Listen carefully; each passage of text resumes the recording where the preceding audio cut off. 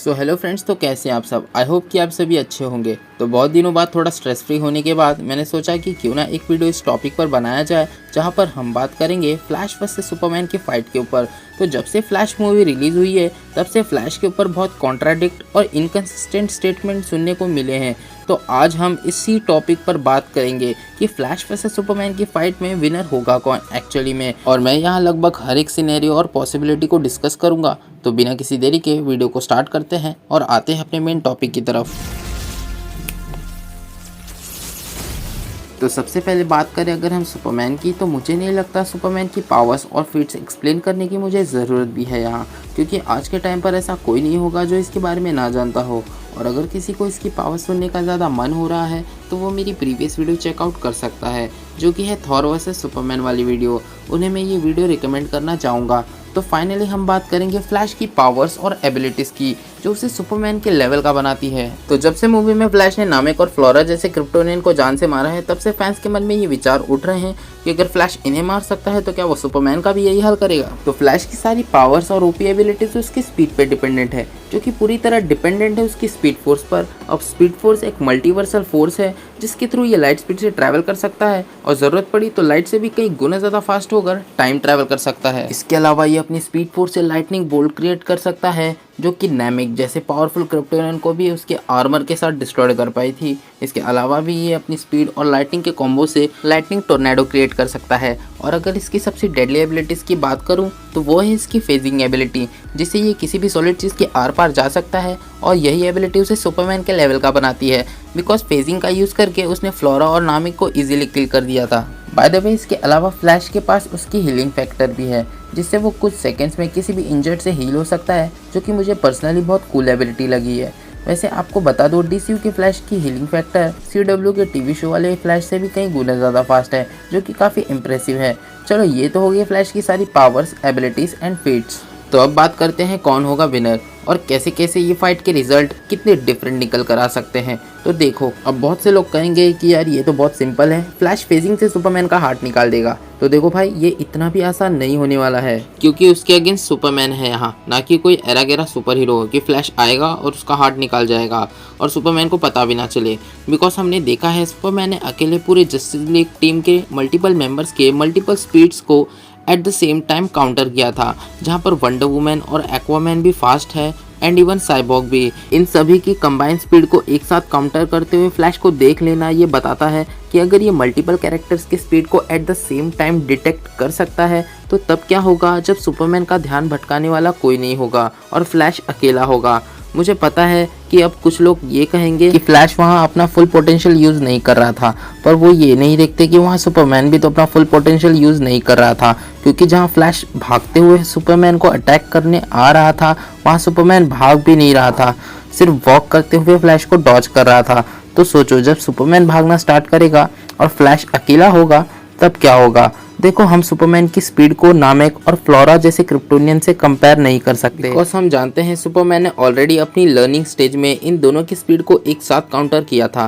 Plus हमने ये भी देखा है कि जनरल जॉर्ड की स्पीड इन दोनों से बेटर थी और इसलिए वो फ्लैश को भी डिटेक्ट कर पाया। और बता दो, इस यूनिवर्स का जनरल जॉर्ड हमारे मैन ऑफ स्टील के जनरल जॉर्ड से बहुत लेस पावरफुल था, क्योंकि मैन ऑफ स्टील के जनरल जॉर्ड ने सन की रेडिएशन थोड़ी ज़्यादा एब्जॉर्ब की थी और मैन ऑफ स्टील का जॉर्ड थोड़ा ज़्यादा एग्रेसिव था कंपेयर टू फ्लैश के जॉर्ड से। बट फिर भी सुपरमैन ने होल्ड बैक करते हुए जॉर्ड को टेक डाउन कर लिया, जिसे पता चलता है सुपरमैन की स्पीड मैन ऑफ स्टील में भी लाइट के आसपास की थी और इसीलिए वो ब्लैक होल की सिंगुलैरिटी से भी बचकर आ चुका है, जहाँ से लाइट भी एस्केप नहीं कर सकती। तो अब तो आपको समझ आ गया होगा, जब फ्लैश फेजिंग करने आएगा तब सुपरमैन उसे डॉज करने के एबल होगा एटलीस्ट। प्लस सुपरमैन तो फ्लाई भी कर सकता है। अब फ्लैश उन कैरेक्टर्स का कुछ नहीं बिगाड़ सकता जो फ्लाई कर सकते हो, क्योंकि फ्लैश कितना भी तेज दौड़ ले वो फ्लाई तो नहीं कर सकता। वही उसके अपोजिट सुपरमैन फ्लैश जैसी स्पीड के साथ साथ स्पेस के बाहर तक फ्लाई कर सकता है, जहां एक स्पीडस्टर की जान भी जा सकती है। और सुपरमैन को ये एडवांटेज हमेशा रहेगा कि वो दूर रहकर भी फ्लैश पर अटैक कर सके, लाइक वो हवा में रहकर भी फ्लैश पर हीट विजन यूज कर सकता है। वैसे मे भी फ्लैश हीट विजन को सर्वाइव कर ले, बिकॉज उसका सूट फायर प्रूफ है, और अगर थोड़ा इंजर्ड भी हो जाता है तो अपनी लाइटनिंग हीलिंग फैक्टर से खुद को रिकवर कर लेगा। बट एक एबिलिटी है सुपरमैन की जो कि स्पीडस्टर की वीकनेस भी है। अब जैसे क्रिप्टोनियंस की वीकनेस क्रिप्टोनाइट है, वैसे ही स्पीडस्टर की वीकनेस कोल्ड होती है। जी हाँ दोस्तों, भले ही डीसीयू में अभी तक इस बारे में ना बताया गया हो, बट CW के फ्लैश सीरीज में ये बहुत क्लियरली बताया गया है कि कोई भी स्पीडस्टर हो, इवन गॉड ऑफ स्पीड सैविटार ही क्यों ना हो, सबकी वीकनेस कोल्ड है। इससे ये स्पीडस्टर वैसे ही वीक हो जाते हैं जैसे क्रिप्टोनियंस क्रिप्टोनाइट से वीक हो जाते थे। अब सुपरमैन की जो एबिलिटी है फ्रीज ब्रेथ, ये सबसे बड़ा प्लस पॉइंट होने वाला है सुपरमैन के लिए। लिटरली अगर सुपरमैन ने गलती से भी फ्रीज ब्रेथ फ्लैश पर फूंक दी तो सुपरमैन बिना फाइट किए ही इस फाइट को जीत जाएगा। बिकॉज सुपरमैन की फ्रीज ब्रेथ CW के किलर फ्रॉस्ट के लेवल की है, जिसने अपनी कोल्ड पावर से ब्लैक फ्लैश तक को जमा कर उसके टुकड़े कर दिए थे। वही हाल सुपरमैन फ्लैश का भी कर सकता है, जो उसने ऑलरेडी स्टेपनवुल्फ के वेपन के साथ किया था। सो इन सभी सिनेरियोज में सुपरमैन बहुत इजीली फाइट में फ्लैश को डोमिनेट करता हुआ दिख सकता है, बट इसका मतलब ये नहीं कि फ्लैश के पास कोई और ऑप्शन नहीं है इस फाइट को जीतने का। भले ही फ्लैश फिजिकली और प्रैक्टिकली सुपरमैन को ना रोक पाए, बट टेक्निकली उसे ज़रूर रोक सकता है। बिकॉज फ्लैश एक चलता फिरता टाइम स्टोन है जो टाइम में पीछे जाकर सुपरमैन के बेबी वर्जन को मार सकता है। बट यहाँ सवाल ये उठता है कि फ्लैश सच में ऐसा करेगा, बिकॉज हम यहाँ फ्लैश की बात कर रहे हैं, ना कि रिवर्स फ्लैश की, जो कि पास्ट में जाकर किसी को भी मार दे। अगर यहाँ रिवर्स फ्लैश होता तो मैं ये कह भी सकता कि हाँ, ये कमीना ऐसी हरकत ज़रूर करेगा, और यही चीज़ फ्लैश को रिवर्स फ्लैश से अलग बनाती है। तो मुझे नहीं लगता फ्लैश पास्ट में जाकर ऐसा कोई क्रिमिनल एक्टिविटी करेगा। हाँ, वो बात अलग है कि इज़रा मिलर बड़ा कांडू इंसान है, वो अपने पे आ गया तो वार्नर ब्रॉस और पूरी DC कंपनी को ही टाइमलाइन से इरेज कर देगा। बाय द वे, अगर फ्लैश ऐसा नहीं करेगा तो वो सुपरमैन से जीतेगा कैसे? वेल, फ्लैश के पास अब एक ऑप्शन है सुपरमैन से जीतने का। क्या हो अगर वो पास्ट में जाकर बैटमैन से क्रिप्टोनाइट थोड़ी देर के लिए इस टाइमलाइन में लेकर आ जाए, या फिर शायद बैटमैन को भी साथ में लेकर आ जाए। तब तो भाई सुपरमैन की लग जाएगी। बिकॉज अगर बैटमैन इस फाइट में होगा तो वो क्रिप्टोनाइट से सुपरमैन को काफ़ी देर तक रोक कर रख सकता है, जैसा कि हम देख ही चुके हैं।